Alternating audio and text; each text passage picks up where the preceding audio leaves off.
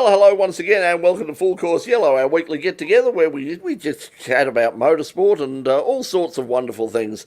If you're normally watching us on Facebook, guess what? You're not tonight. Nobody's watching anything on Facebook tonight from Australia because everything has been blocked, including In Pit Lane. I must admit, when I woke up this morning, when I look at the In Pit Lane Facebook page from my computer, everything looks fine, and I just assumed that hadn't been taken down. Somehow we'd snuck through the back door, but apparently we haven't, because I've been told by pretty much everybody that if you go to the In Pit Lane Facebook page at the moment, there ain't nothing there. So if you're watching us on YouTube, and I hope as I've said before, YouTube is a much better experience anyway. But so if you're watching it, let us know if you're watching us on YouTube. Just say hello, and that would be terrific. In fact, we've already got Jeff McGuigan. Mr. Ramsey, I have some news for you. Then straight away. I'm just going to bring it up on. I'm just going to find the right input, which is bringing up Firefox. And if we have a look closely, oh, gee, what can we see on the In Pit Lane? But this is without logging into Facebook. So there it is. It's still there. Okay, that's interesting. So whether they've brought us back. Whoops, I've hit the wrong button there. So so whether they brought it back, I don't know. But anyway, when we looked before, we weren't there. But Jeff's watching. If nobody else is there, Jeff, you're there. So an audience of one at the moment on YouTube. And as I've said before, YouTube a much better platform for video than Facebook is anyway. So look, we got plenty to talk about tonight in terms of motorsport. We've actually there's so much we actually prepared a list, and this is by no means exclusive, but there's some of the things that we're sort of looking at tonight. So, and we're going to start off with Formula One news. That looks awfully organised for In Pit Lane. I don't know if I'm happy with this. It is. Well, it's awfully organised for what we're doing here tonight. It's just there's been so much stuff happening. So you get to the end of the conversation after the hour and go, I was meant to say. So I just sort of threw down a few things. Something that says alcohol tastes better with Coke, or Coke tastes better with alcohol, or something. Yeah. Don't say I've got absolutely nothing to drink in the place at the moment. No, Coke always tastes better with. No, Coke always tastes better with US dollar bills. You'll figure that out later. Yeah. Oh, you go on. Let's not to quote Alex Lindsay Stewart's family show. What was that? Anyway, we might as well start with that then. Coke's officially on board with a particular team this year. Looks like, Brett. Yeah, we got the announcement today that the Coke sponsorship that was with Team Sydney, and also Chris Pither, who has the obviously brings the Coke sponsorship with him, have now gone to Brad Jones Racing along with Macaulay Jones. So Macaulay Jones will carry the Coke sponsorship on his car in the Supercar Championship season coming up this year. So so that's the situation at the moment. So good that Chris got on board and has brought the Coke money with him. So and that's good for Brad Jones, who's running a lot of cars. I mean, this is the thing now. I mean, it's not just you used to go to the old days and teams that run one car or perhaps two cars. And Alan Moffat always used to say, running two cars is not twice as hard as running one car, it's 4 times as hard. So when they're running 3 and 4 cars, God knows how much that must be. But so is that like gremlins when you feed them after midnight? They just multiply. So I think it is. I mean, it'll be interesting to see. Interesting to see that's been done now. We're seeing the new liveries coming up. There's a few interesting things there. I don't know. I mean, at this stage, I just can't get excited about the supercars. The only thing I can sort of say that's exciting coming up is that the round at Sandown, which is replacing the Grand Prix, will be one of the support categories. For that will be the S5000. So that'll be that's looking like a good meeting. If you want to go along, there will be limited they haven't announced the numbers for the spectators yet, but you would assume that it will. Yeah, they'll have a reasonable intake of spectators. I understand that this weekend for the state round, you've got to book in advance, and you can watch from your car on Red Hill. I think that's the only way you can that you can get there, and if you want to go and watch that live, but. Well, just on the co-driver thing too, Alex Premer's now being signed up for Tickford this year, which I only just mentioned him last week. We were speculating whether he'd come back to Australia. So congratulations and good luck to Tickford, a team that's got a few cars in as well, though, too, and he'll be coming back over to Australia, or fingers crossed that all goes well. And some other news I think I saw, other than, obviously, we can talk about it at length in a second. Newcastle's going to have their track revised and maybe slightly changed when they have their round later on in the year. And lastly, I'll throw it out to everyone. Now that we can travel more than 5Ks, do you want to go to Winton this weekend and see all the testing? Winton, long way away. The problem with testing is, I don't know what the situation is with media restrictions there because of the Channel 7 thing and all that, and I certainly wouldn't go up there. If it was like the old days when you could go up there on the test day and you could talk to people, you could get interviews, but it's all been the thing is they've supercars have pulled the plug on spectators. Yeah. So so they were going to allow spectators. Winton were advertising the fact that spectators would be admitted. Supercars have now pulled the plug on that and said no, spectators won't be admitted. So and in terms of Sandown, Russell is saying that 2,000 people at Sandown. So I think from memory that when it's packed to capacity, that grandstand can hold about 11,000. It might be 9,000 now. I think that was, but. 2,000. 2,000. I'll have plenty of room to space out. It'll actually be a bit like a state series to watch it, but I'm sure it'll be. I have a contentious issue as well with while we're still sticking on to those heavy, high-powered, low center of gravity cars here in Australia. There was a poll done during the week by a parts manufacturer that supplies parts for supercars and also been a major sponsor to events and individual teams and multiple teams over the years. So Pertex, I'll give them a bit of a quick plug. So they, well done. They've been a great supporter of the category for many, many years. They did a poll during the week which attracted thousands and thousands. I think the top two was almost 3,000 votes alone. And they asked who do they think should be the successor of Jamie Whincup at the Red Bull Racing team at the end of this year when Jamie retires. And lo and behold, my little throw out there a couple of weeks ago, Brock Feeney was in top of the pops, closely followed by one of our favourite guys. His name pops up again. He's hot at the moment, Thomas Randall. Yeah, well, you'd have to say Tom is going to be sort of, I think that Tom will end up at Tickford. I don't know where and how, who steps aside to get him in, but certainly he will get a seat eventually. I mean, there's no doubt about it. I think it's just a matter of they've got to find space for him, and they've got to try and perhaps get a couple of new teams in as well, but I would imagine that if the Rex are provided for again, Brett, they've got to open it up, and everyone's got to have a share of the pie and be humble about it, that they've got to spread the love. Well, I think the problem is, I mean, the teams have got to decide. I mean, they don't want to split the pie up, cut the pie up into smaller chunks because they're struggling as it is. But the problem is they've got to look at the big picture, and the big picture is that they really need they need new drivers, they need new teams, they need something. If we can't get new cars, we'll get the Camaro next year, so that'll be something to something to look at for what but that gimmick will wear off very, very quickly.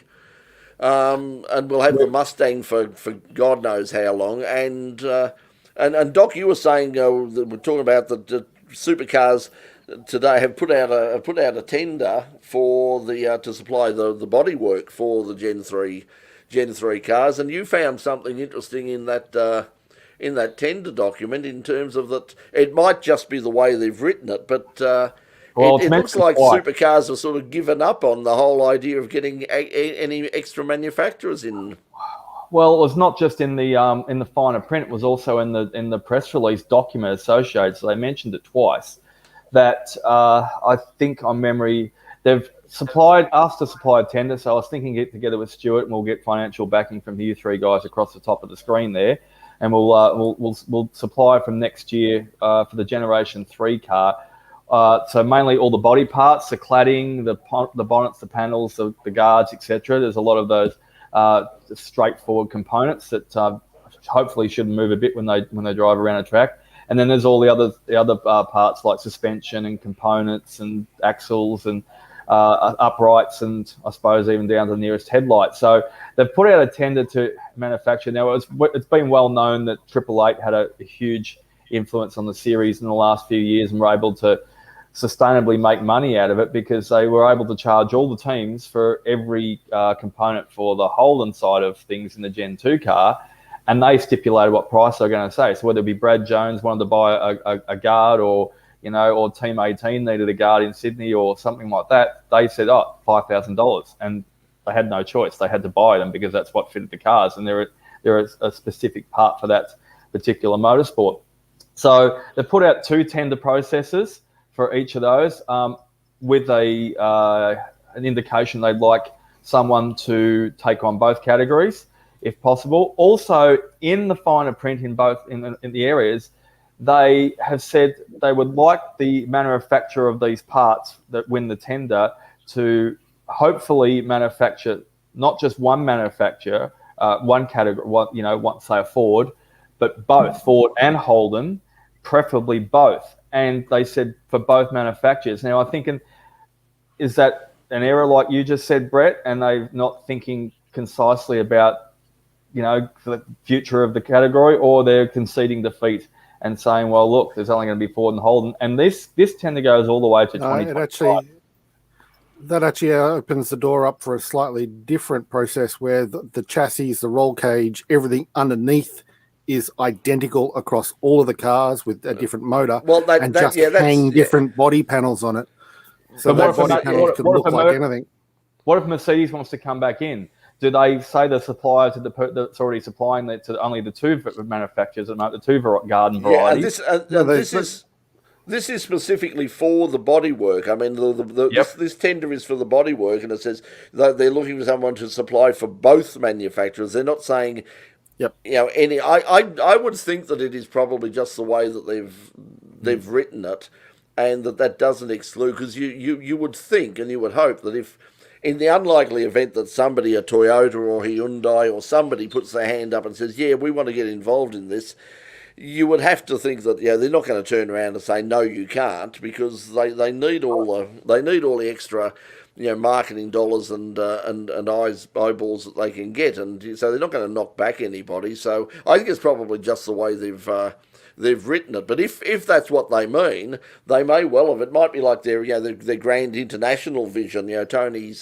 Tony Cochrane's supercars around the world concept that sort of eventually didn't go anywhere.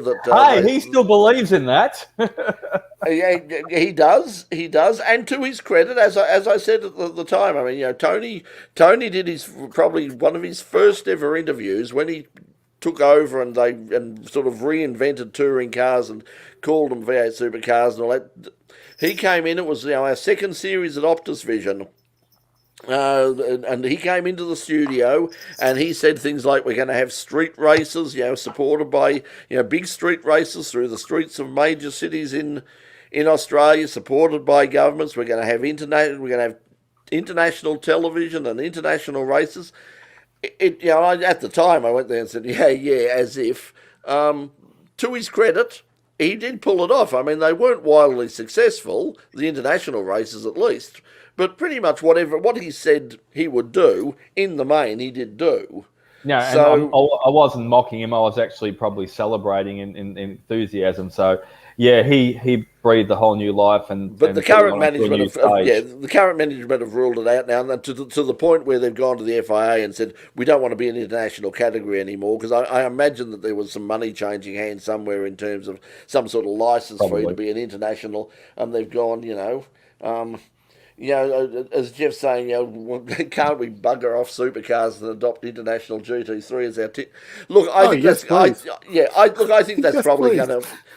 I think that's probably going to happen. Good entry list this week too. To that, then the entry list came up for this week. It's increased again. So good luck to the GTs.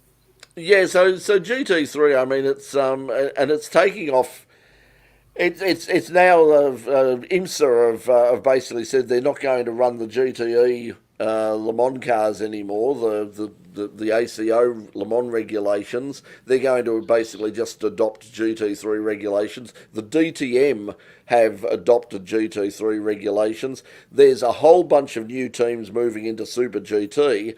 Unfortunately, they're not running Super GT cars. They're running GT3 cars because GT3 cars just make financial sense. I mean, if you've got the money, I mean, you just go to whoever homologates that particular car or the manufacturer and say, I have $1 million.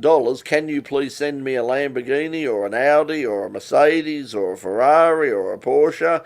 And the other interesting thing is because IMSA are going to GT3, you now have Ford, the head of Ford Performance in the United States, and we mentioned this a couple of weeks ago, who is now openly saying Ford are taking a very close look at the possibility of properly doing a factory-supported GT3 Mustang. And, of course, there's already a GT3 Camaro that was running in Australia. It wasn't particularly competitive, but, they've got the Corvette. Is there a Corvette? There's not a GT3 Well, as in Corvette. The C8?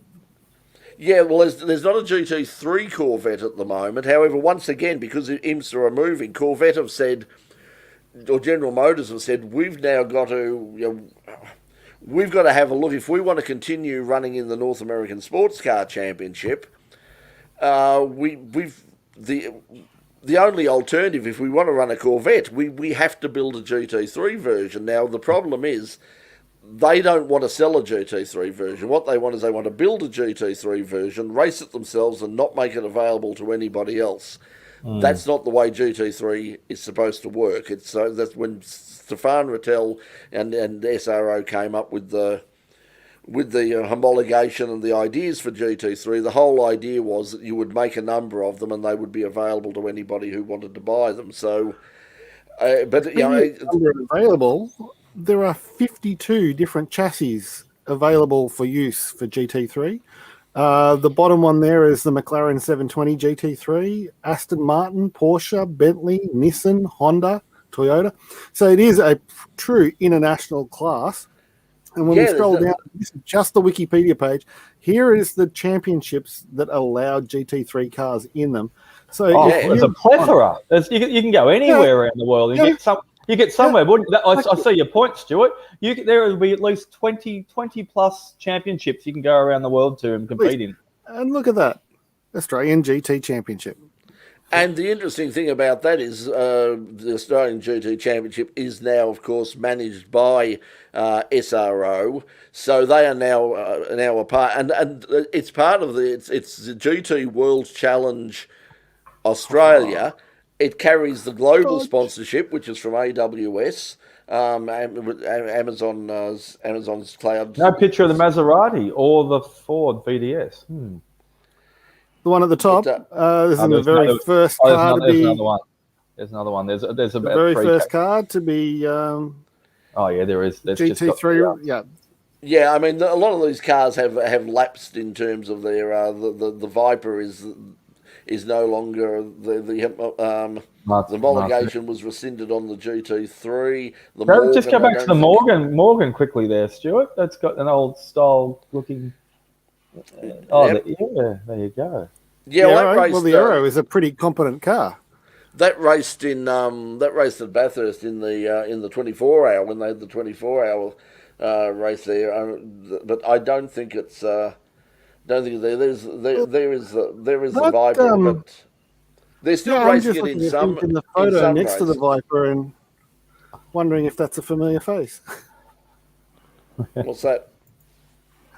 Oh, just wondering who's. Oh no, just wondering because I believe we spent some time with the person responsible for that particular chassis' handling characteristics.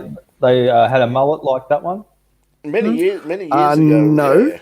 See, there's the Corvette. The Corvette was homologated by Callaway, but the General Motors put a caveat on it to say that they could homologate the Corvette, the Z6, but only on the condition that it wasn't sold in the United States. It was only to be featured in Europe and possibly Australia. And I think we did see one here. I mean, we were out. Look at that. There's the C7. Yeah, C7. Sorry. Yeah. We did see one out here that Jim Manolius had, and we were out. We did a story on it. We went out when they brought it out the day that they literally took it out of the shipping container. We went out to Sandown. I remember Melissa and I were out there filming there I think it was on a Wednesday. They hired the track, and they couldn't sort of open it up because it was a noise restricted day. So they had Ivan Capelli, the ex-Formula One driver, was out there with them at the time, and he was running it in for them. So we did the story about the car then. But yeah, look, GT3 would be from my point of view, it's a lot more exciting. It's an international formula. You've got all this, the glamorous cars. They're faster than a supercar. They're an from the driver point category. of view, it means local drivers could go international a lot easier.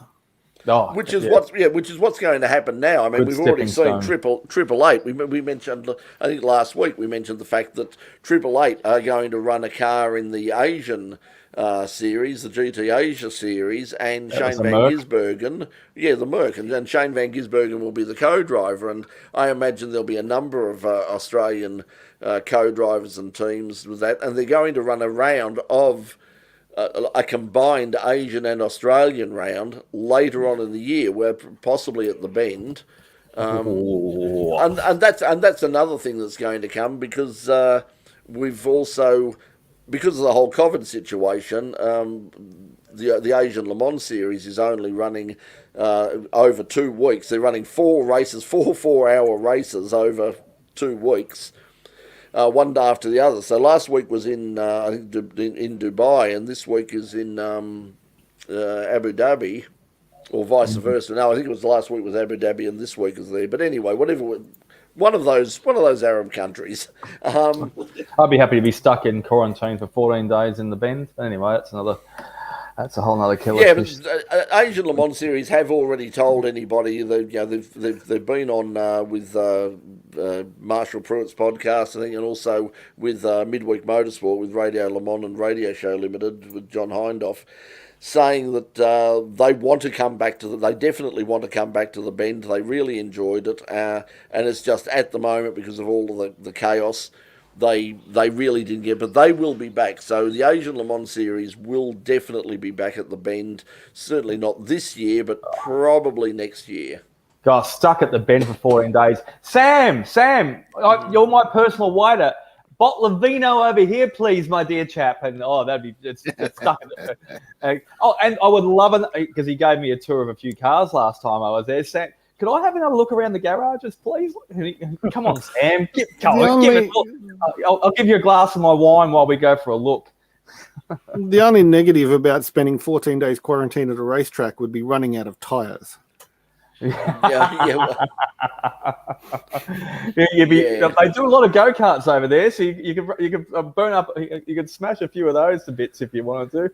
Well, hopefully at some stage they'll get the drag strip. It's just one of those things that, at this stage I might believe the drag strip when I see it, but they're certainly talking about there are plans and they've started the basic work on it. But as we've seen out at Adelaide International and Calder, I mean, starting the work and being able to finish it are two totally different things. So, I mean, that's the frustration at the moment. As Stuart and I well know, I mean, we're just sitting there with bated breath for for the drag racing to get back so that we can bring it to you and live stream it.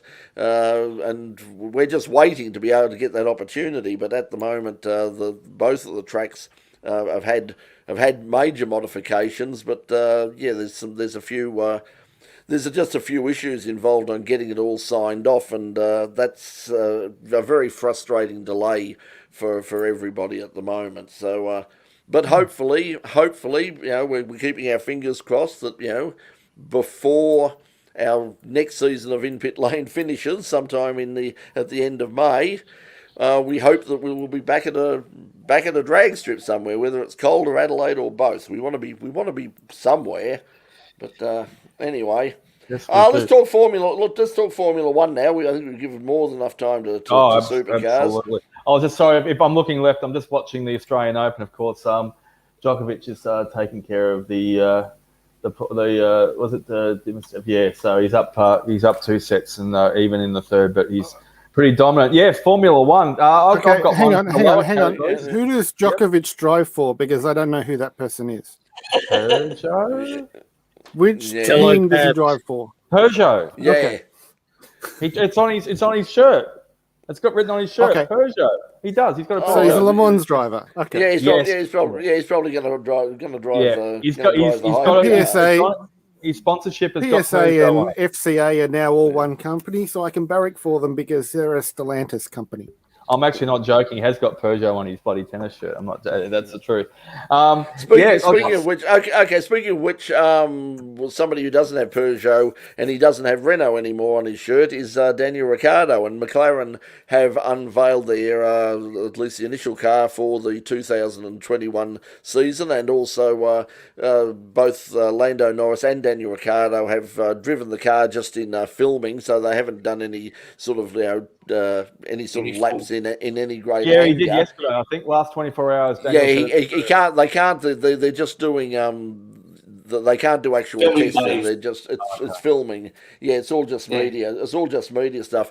But Daniel was at the thing, and we they sent out some information and had a bit of a chat with Daniel Ricciardo to see how things are going for and what he's expecting for 2021. What I expect out of myself in 2021 is to really, I think, hit the ground running.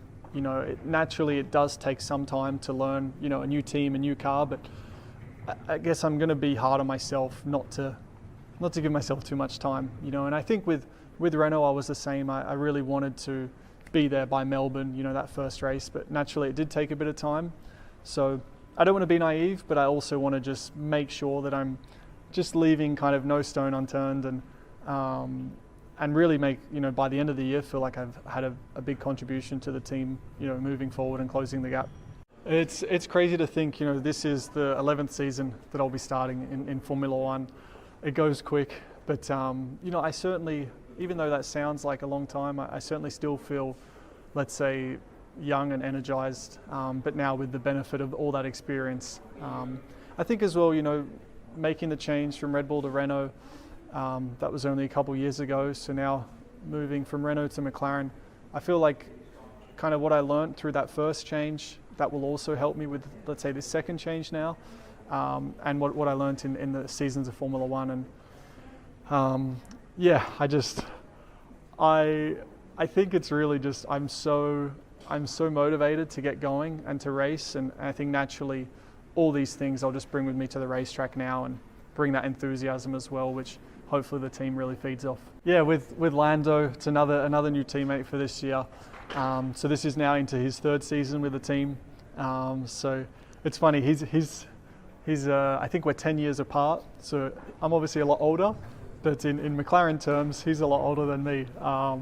But I think we're going to have obviously a really good relationship with, on and off the track. I think we both bring a bit of a kind of a similar dynamic, but from different generations. So I think that combination will be quite cool. And yeah, I think we're going to be, equally competitive. Another young teammate, I've had that with Max and Esteban last year, so looking forward to it. Yeah, Pete, how do you? He's looking forward to it, and it's going to be wonderful. They're going to get on like a house on fire. They're just full of love and friendship, and they're just really good buddies. How long do you reckon that's going to last? It depends. If one of them does better than the other, I don't know if it'll last that long. Being teammates, yeah, probably lap 2 in Bahrain. But yeah, I don't know that it'll last that long.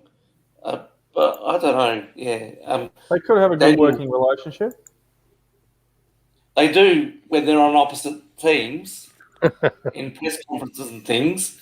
But I don't know whether they'll be the same when they're in the same team.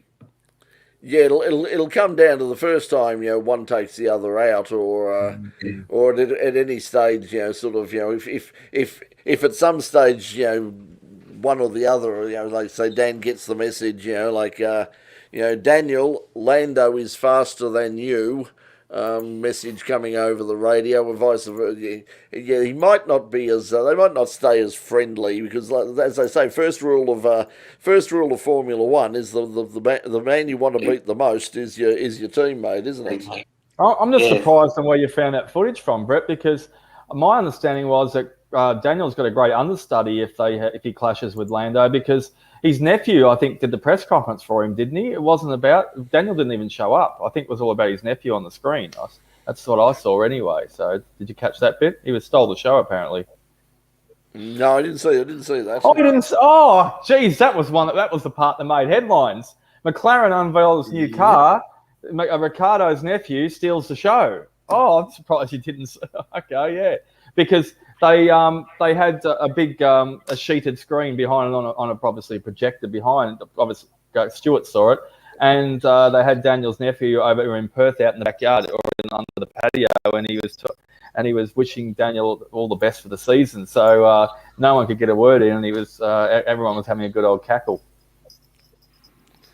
Yeah, well, it'd be interesting. We're seeing the launch of all the different Formula One cars now, and we're just hanging out. I mean, at the moment, all it is all about liveries and what the cars are going to look like, who the sponsors are going to be. One person who's also changed, like Dan Ricciardo changed. One person who's also changed horses over the break is Sebastian Vettel, who's jumping over to the team formerly known as Force India, formerly known as Racing Point, now known as Aston Martin Race, formerly known as yes. So as we just spoke beforehand, none of you four get any ideas. Seb's put the Prancing Horses, the yellow Prancing Horses, up for sale.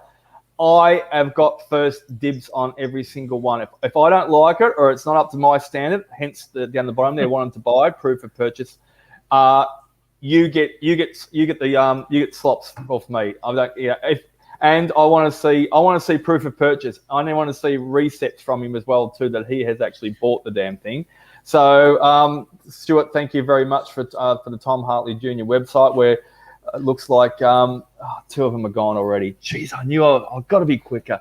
Here I am doing this thing tonight, and I should be bloody. I'll tell you what, I'll give Seb a call, and he's having some sort of fire sale, isn't it, Brett? Yes, it's gran sale di mobile volenti comprare di Sebastian Vettel vedi tontare. Not Melbourne and Footsie, comprare Mr. Sebastian Vettel. He's a great man. It's definitely not Stan Cash, the Tin-Shed Cowboy. He looks after you. That's not the Australian version. I don't think Daniel even go about that. Would you buy a used car from this man? Who knows? It's funny that, I mean, because I don't know. Do we know is that all of his collection? He has obviously has quite a large collection of cars. You would have to think. He has at least one. Pete, he's got at least one Formula One Ferrari, hasn't he? Yes. He's got a couple of. Yes. Yeah, and yes, he's also. Yeah, and the other thing was he was also talking about. He's got.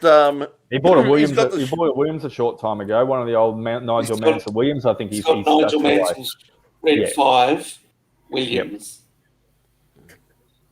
And did he also buy the Benetton as well? One of the Schumacher Benettons? I think he has. He's got one of those as well too. I recall definitely the Nigel Mansell was only late last year. He picked that one up. So, however, while we're still there's lots of news at Formula One. There's a bit of controversy.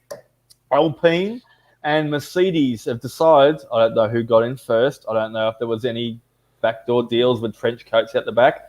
Are launching their cars on the same day. So stay glued to your screen because you might have a fun-filled packed day between those two manufacturers. Hulkenberg is tipped, I think, as well tipped to come back. That just might be pure speculation. That just might be a few rumblings, that sort of stuff. And I suppose I've got a couple of more things to talk about Formula One, but the most controversial one it's going to go on for years. We're going to be able to milk this like Donald Trump. Red Bull taking control of the Honda power plants.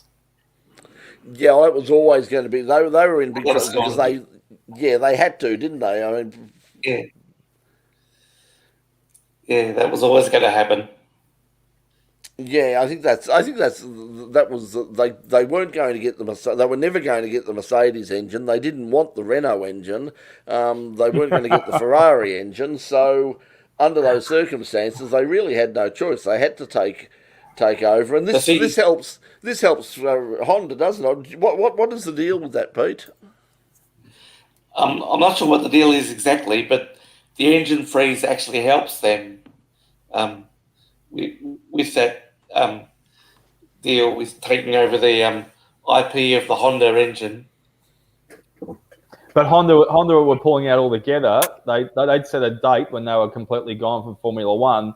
So Red Bull taking over the power plant from Honda and using it and developing it even further, probably with the assistance of Honda, means that they'll still keep on using that brand. And maybe will they stamp a Red Bull bloody template on the bottom of it with a chisel and hammer? My understanding is it's going to be that they've got to call it something else like Tag Heuer or something. Back when when they had the falling out with Renault in between, and they were calling the engines tags. That's going to be a similar situation. Saying Renault around helmet would be like blasphemy. I think he wanted every car in the world not to have a Renault engine at one stage in the last couple of years, didn't he? I think he was going to put them all into a great big bonfire and incinerate every Renault engine, wasn't he? Helmet. Well, Renault really did. When you have a look, they've come back pretty well. I mean, that's why it was sort of like a big move for Daniel to leave Renault. I mean, and Daniel is now saying that it's a 3-year plan. He's sort of saying don't expect too much this year, but when the new regulations come in, and then he's confident that they'll be right back up the front. They'll be right back up the front again. So well, they're hoping for let's keep our podiums throughout the fingers year. crossed. But yeah, hoping for podiums in the year. And Zach Brown's come out and said he's really put his finger on the pulse and said we hope to either come 3rd, 4th, or 5th of the constructors championship. So look, that's a pretty broad. Yeah, I mean, it's not if you're going to set criteria for a successful thing to say, yes, well, we'll be happy if we finish 3rd or 4th, maybe or 5th. 6th wouldn't be bad. 6th wouldn't be bad. Oh, anywhere 7th, in the ballpark. Yeah, anywhere. Anywhere in the ball, Rick. Very, very good. Because Williams has more of an involvement with Mercedes this year, so I'm expecting Williams to be up where Racing Point. Around about where Racing Point was last year. Yeah, you would hope that with the new owners and with the new engine and all the rest of it. I mean, so McLaren have got the Mercedes engine as well. So you would think that this year's Formula One, the potential is there for it to be a lot more competitive this year, at least. With cars with the Mercedes engine, and you would hope that sort of Ferrari would sort out the problems with the engine that they had last year, although they're saying probably not. I mean, they're sort of winding back and saying, look, don't expect too much from us this year. Once again, they're all waiting and they're all looking forward to the new regulations next year. The interesting thing with Red Bull, having the engine and tagging and building their own engine, is that they've also signed that deal with the ACO to provide the motivation for the hydrogen-powered cars at Le Mans. So whether they get involved in that sort of area as well, and that's the area that they seem to want to be focused in, is building these alternative fueled cars as well, because that's it's obviously the future. It's whether we like it or not. It's General Motors have already said that as far as they're concerned, they are now basically an electric car company, and Ford made the announcement, I think it was about a week ago, saying that from 2025, so we're only talking 4 years, from 2025 all of their cars in Europe will be electric powered. They're saying there will be no internal combustion engined Fords in Europe. So, 20 years later, the streets will be so quiet. Anyway, they'll be very, very quiet, which is not necessarily a bad thing, as long as as long as they know, and because I did, they say about like people with hearing eyesight problems and all the rest of it. Walking in front of them. I walked in front about a year ago. I nearly got cleaned up by a Prius in the car park at Endeavour Shopping Centre. I just wandered out. I had no idea it was there. Suddenly, a bit of a toot, and it was like, what? Oh, where the hell did you come from? Jesus, that was out of its natural environment, and a bloody electric car in Endeavour Hills in the first place. What the hell's that doing there? Hey, there's a lot of them. I know. Up here at here at Hampton Park, there are pretty much. And in fact, today I was at the Endeavour Hills Shopping Centre today, in the same car park, and I parked next to a Tesla. And there's about 4 or 5 Teslas, a couple of the X models and a couple of S models floating around this area here. So they're starting to pop up here and there. Obviously a lot of money, but it's. I saw somebody on Facebook someone I know who's got one, and they just say the best investment as far as they're concerned, the best investment they ever made, because the real question there, Brett, though, is can they be homologated as a GT3? Not at the moment, but just a few upgrades there. I think I'll tell you what, though, I did see the top 10 cars in Australia, not the highest selling ones, because that was out late last year. But everyone knows in Australia at the moment the weight we've got on new cars, and speaking of obviously EC cars. Tesla Generation 3, there's like a 10 to 12 month wait on a Tesla at the moment. So, and that you're not alone there. The what is it? I think the Toyota Yaris, especially the rally version, there's a 3 to 6 month wait on that. There's just a huge. I'll throw it out to the room. If you already know, then jump in. Because what do you think is the number one car in Australia that's on demand at the moment, has got the biggest waiting list to come from overseas? Just throw out there to the group, and all the viewers on YouTube watching us right now. If you have already seen the article, read up on it, because you'd be surprised. There's the usual ones like the suspects, like the Toyota Hilux. People are waiting for SR5 versions. There's even there's a Jeep in there as well too. But what do you think is the number one car that's in demand that has the biggest waiting list in Australia? It's going to be something boring, because it'll be a car that average people drive, not car ballers drive. So it'd probably be something like a Camry or a Corolla or one of the Korean equivalents. It's an old school one making a comeback. Have a guess. Yeah, I'd say VN Commodore. I'd say Mazda. Yeah, they've rebadged at the Lex. I'd say the Mazda 6 and the Mazda 3 have always been. I'll give you a clue. It's Japanese. Well, that could be a Mazda. Toyota, Camry. I'll put everyone out of their misery. It is the Suzuki Jimmy. Oh, good God. Jimny. I find that That's true.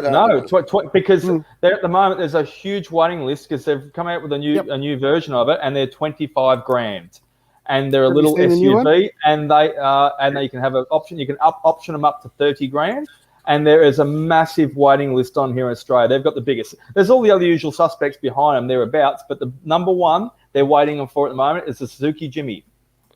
True. Is it something like a that's remake actually of the not a Mighty surprise. Sorry, Chris? Boy? Is that something of a remake of the Mighty Boy?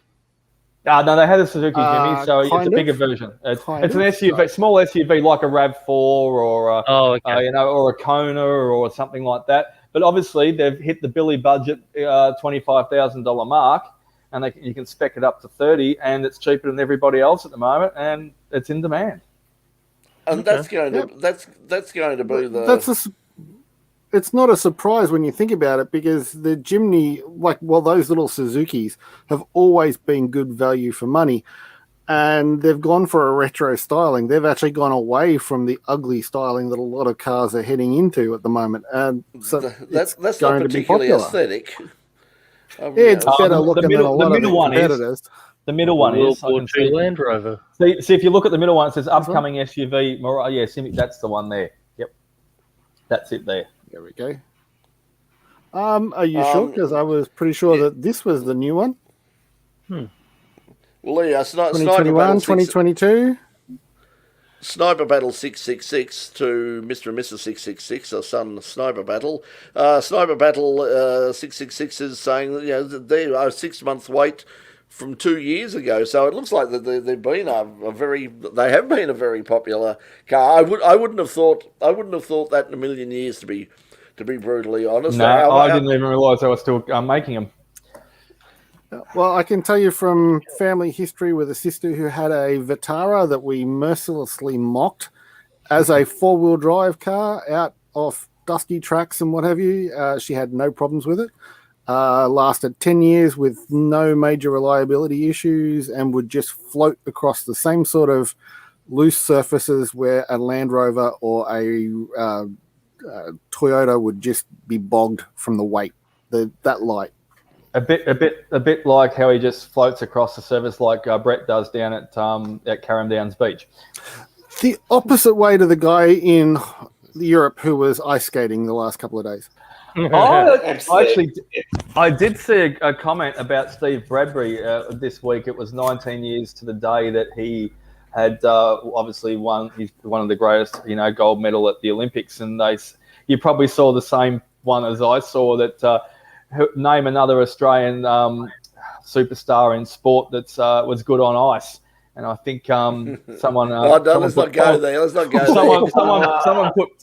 Someone put an ex-West Coast Richmond footballer. I won't mention names. There you go. So but I didn't mention any names. It could be a very long list. I was thinking more sort of motor racing. But we won't go there either. No. AFL footballer, ex-West Coast Richmond, and also the runner-up to the Brownlow medal was on TV tonight as well too for Arson over in West Coast. So yeah, that particular band of brothers at West Coast have got into a lot of trouble over the years and still do. They have they talk about the so-called team culture at Collingwood. The culture at the band of brothers thing. It's not so much a football club. It's more like a sort of an outlaw motorcycle gang over at the West Coast Eagle. But anyway, let's not. Okay, coming back on topic. I was going to say Western look movie. at that. Oh, look at that! That. You can get 3 couches at the racetrack in the back of that to watch your favourite motorsport. I tell you I what, could use that for a camera platform. That's what I was just about to say, Stuart. I can see that being the in-pit lane mobile platform for our live streams. Yeah, we'd need to put some graphics down here and a big aerial on the top, and and a push bar. Is my old Ford being kicked to the curb? Because that usually gets camera duties down at Phillip Island on the back of it. Is it just being dumped? This is a bit high. Definitely. Look how gorgeous that is. That's it. I'm gone. That's it. Thanks, guys. Nice meeting you. I can't believe the old Ford's been dumped. It usually gets camera duties down here. You guys take off to Adelaide and go and do your drags. I get lobbed with bloody Phillip Island, so I have to find my own camera stand. So what the Ford will do? No Suzuki. I'm sorry I brought the whole Suzuki Jimny bloody subject up. I'm done. Suzuki, if you're out there, if the Australian importers of Suzuki are watching out there by any chance, even we to can be borrow bought for a cheap. year, I mean, we can be bought. We can be bought. Yeah, we can be bought very. We can be bought very cheap. Hey, we are. Cry. I'm gonna be in tears. We are official. We are officially big time media because we've been banned by Facebook along with everybody else. Just the same as Channel 9 and Channel 10. All that In Pit Lane has. I didn't know how to take it this morning because I thought we hadn't been. I went. Oh, great! We haven't been banned. What the hell do you mean we haven't been banned? No. But we have been banned. Anyway, getting slightly back. There was some Formula 3 news. Did you see that? A famous name in Australian motorsport from the two-wheel variety. And I have got a few updates on the MotoGP in a minute since we've got probably 10 minutes left. So I better squeeze that in. But Formula 3, it's a really great category if you get to the track. And, we don't always see it here in Australia because they don't bring them over. But, Jack Doohan, Mick's son. So obviously the greatest coffee aficionado expert in Australia, Mick Doohan. Son Jack raced in Formula 3 last year for his first year. It was in one of the budget teams. He's got a gig with Trident this year, who have got plenty of moolah to spend around, and that includes his teammate, who is Ralph Schumacher's son. So David Schumacher and Jack Doohan will be they'll be bumping chests, hopefully off and on the track in the Formula 3. So that's going to be some big news. So, he's not on the two wheels, but we may see how he goes for a year or two, and he might get there. He's 18, so he's getting a bit old. Yeah. No, Stuart's bad. Stuart's bad. There you go. Well, Stuart's gone. He's exchanging himself. There he goes. I have a microphone. I have a still image. You've got a still shot ready to go. He has. And I also have a battery sitting beside me, so it'll only take 2 seconds. I should point out this is because I bought a new camera that is absolutely fabulous, but it didn't come with a DC power supply. So I've slowly been cycling through the batteries and found out that most of them will actually last quite a long time. But great Australian comedy here, but there's a booger hanging out of your nose, Stuart. No. On that photo. I'm kidding.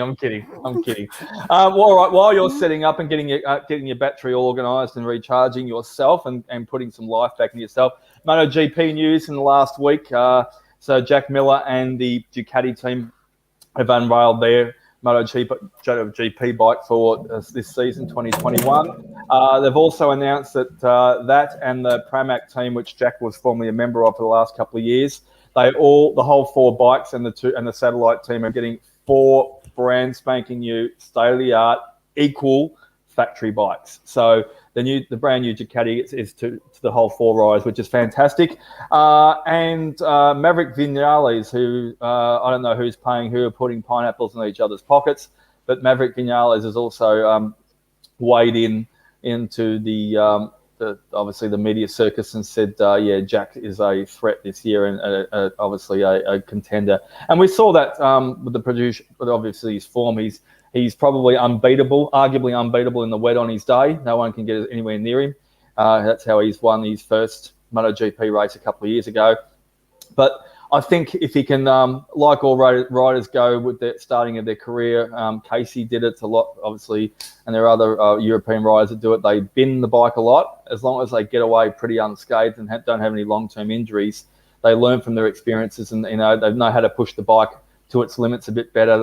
You can roll it over and scrub those tyres right up to the rim. So all the best to Jack, and we'll look forward to a great MotoGP season. So if you're not watching Pit Lane, which you should be, I think there's a channel called 10 out there is still going to put all the MotoGP races live late in the evenings on Sunday nights, usually, unless they're scheduled a bit more locally and they put them late in the afternoon. So that's a bit of MotoGP news. The Yamaha said the satellite team is still going to be running their 2019 bikes, so for their satellite team. So there's a lot of up and down weights and scales and hoops and jumps that they're all going to be going through. And I suppose it's just been a difficult year in a lot of motorsport, and it'll be a finding your feet year for a lot of bikes this year, I think.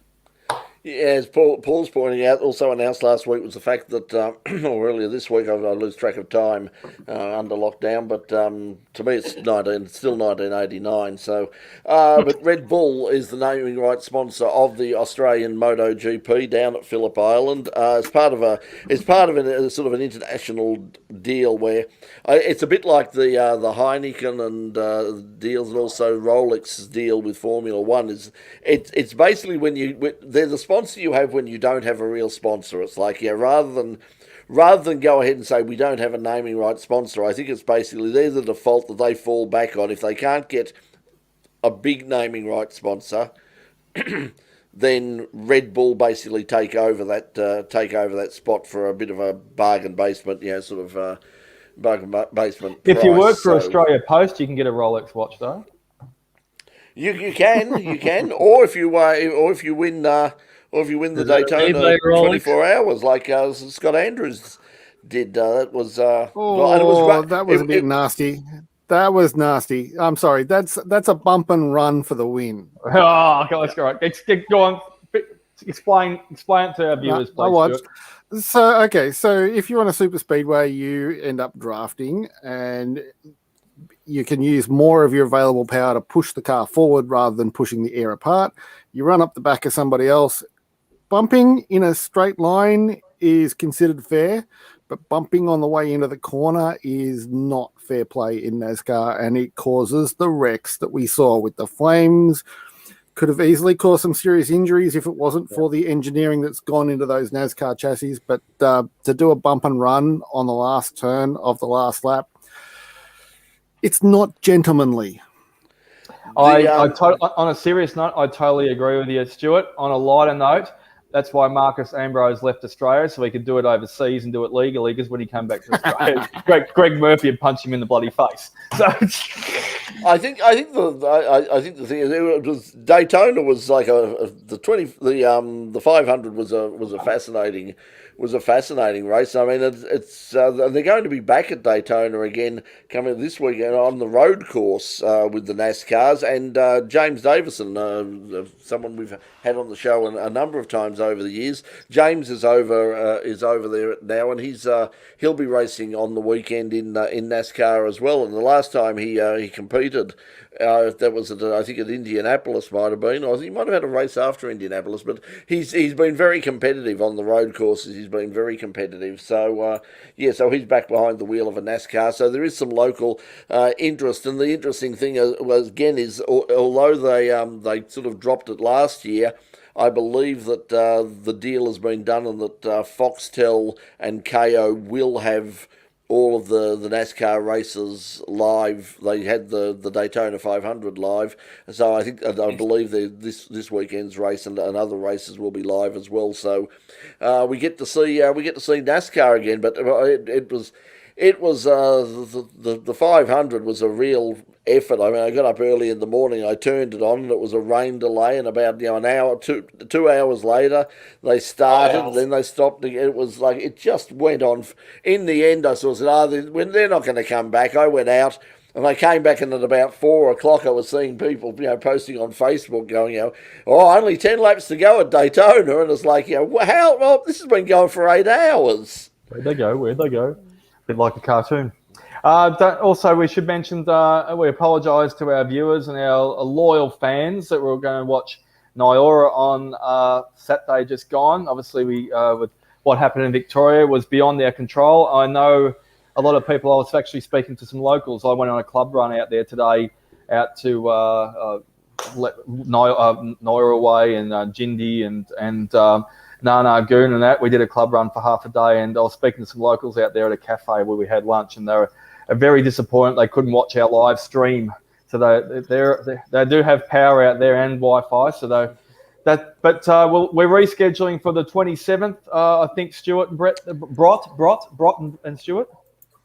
Yeah, that's the plan. That's everybody. I've put the feelers out and said, look, if everybody's still available, we'll continue and we'll do that. And Yeah, so I mean, providing everything goes as planned on the 27th, the sprint cars will be back at Nyora, and we will be there to stream that live. So yeah, that'll be lots of fun. Remember that just quickly, I spoke with Channel 31 during the week because of the delay.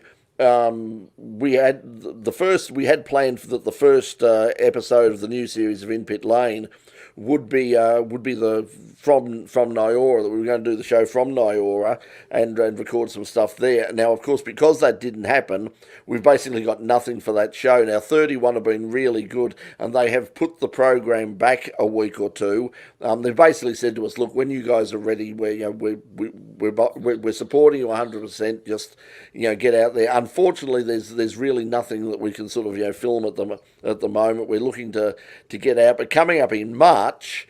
Providing we're allowed, this is the thing. I mean, we as I've been saying for years, we do a motorsport show, and sometimes it's very, very hard for us to get into motorsport, and it's becoming harder and harder. So access. Yeah, access is becoming really, really difficult for us. But there's things coming up. We've certainly got.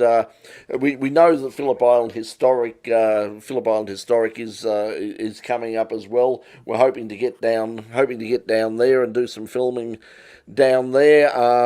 There's some kart racing coming up as well around the place. So we'll hopefully get out and do some of that. And as we were saying, I mean, with the live stream of Nyora, if you're a speedway, a kart track, a drag strip, anything, and you're looking to both live stream and also have your races and your events shown on free-to-air television right across Victoria, and I haven't spoken to Adelaide yet, but I think that's pretty much confirmed as well. If you want to have that stream, by all means, contact us, and we will. We're happy to talk to you about stream, because the gear's ready to go. It's all just sitting there, basically, just waiting to be used. So.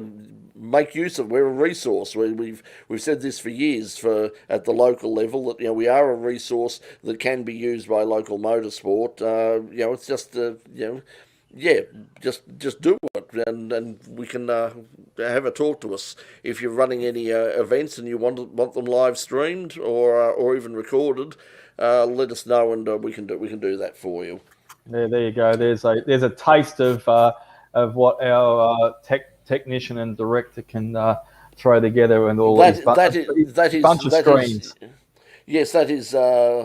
That's actually sort of the proceeds. Stuart has been down the local pub in Melton on a Friday night, and that's what fell off the back of the truck. There's a juicy bite of the cherry there. Not quite. But yes, we do. This is the thing. We do have the gear. But, if only we had If only we could put it live, and we can't have spectators and all the rest of it. Well, if you can't have spectators, we can stream it live for you, and we're happy to do that. Some people don't want us to stream live; they want to go elsewhere. That's and we promise we'll behave better than what we do. We promise we'll behave better than what we do on a Thursday night doing full course yellow. No, I can't guarantee that. It's probably why we're persona non grata at some places nowadays. But anyway, that's coming up in Pit Lane, Channel 31. It will be, I believe, Thursday night. Haven't got an official time slot yet, but that will come in the next next week. Back to the old Thursday nights, no Fridays anymore. Back to well, we were always on Thursday nights, just recently at 31. It was Adelaide was Friday, just because of the way that they scheduled their thing. So as I said, I haven't spoke to them yet, because we only got. What was happening was I wasn't getting any feedback from them, and eventually they sort of rang me and said, we're not hearing from us. I'm sending you emails, and they eventually got back and said, we found them in our spam folder, so sorry. Yeah, but anyway, it's all been sorted out now. So we're definitely coming. We're definitely coming back, and we're also looking at some interesting new venues, because we don't unfortunately have access to the studio. But we've got a couple of venues that we're looking at, that we can have some bands in and do some. Look out, Peter from Rock stuff. Look out, Peter from Rock Wiz. We'll show you up and show you how it's done. Not. But we'll try. We'll try. We'll have a crack. But anyway, look, I think that's it from us, guys. That's Well, before we go, just bring up that list and let's just make sure we covered all those points again that you brought up the graphic at the start of the show. Let's just see if we actually hit all of those points. Well, I think we sort of. Coke tastes better with alcohol. I remember that one. Yep, Coke. Strict lockdown for Moto GP. Yeah, we did. Brett covered that at the start. You did. You graphically talked about Daytona, Stuart. We'll come back to point 6 in a second. We went across the controlled bodywork, which is and we added Sebastian selling his cars. Yeah, we found out that, and Dan Ricciardo's nephew introduced the new McLaren to the world. So it's a pretty great match, and you've got 3 reasons to be cheerful, Brett.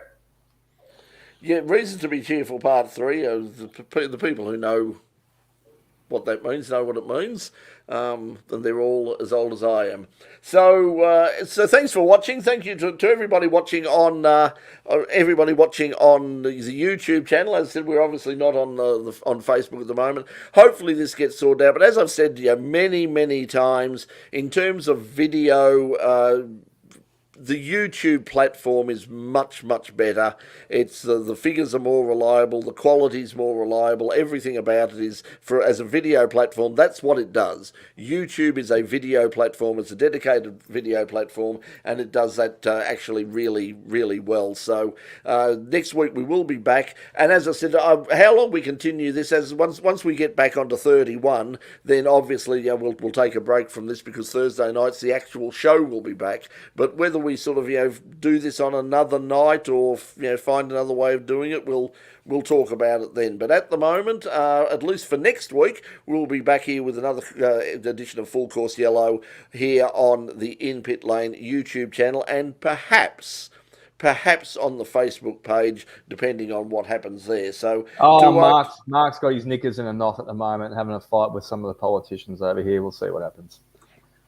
Yeah, so, but anyway, so thanks for watching. Thanks for everybody who did join us. And remember, to share it around, tell your friends, get them to come back. And as I said, if you want to come on the panel, if you're out there and you want to sort of stick your head on and join the conversation, we would love you to pop in as well. So just send us an email and say, hey, I'd like an invite, and you shall ask and you shall receive. Okay, that's all we have time for this week. We're going to do whatever it is that we do following this. Take Richie's Chevrolet for a drive. I'm going to. Yeah, take Chris's Chev behind him. But we'll see you next week on Full Course Yellow and In Pit Lane. Whatever you're doing, stay safe and look after yourselves. We'll see you next week. Until then, from all of us here on In Pit Lane, it's bye for now.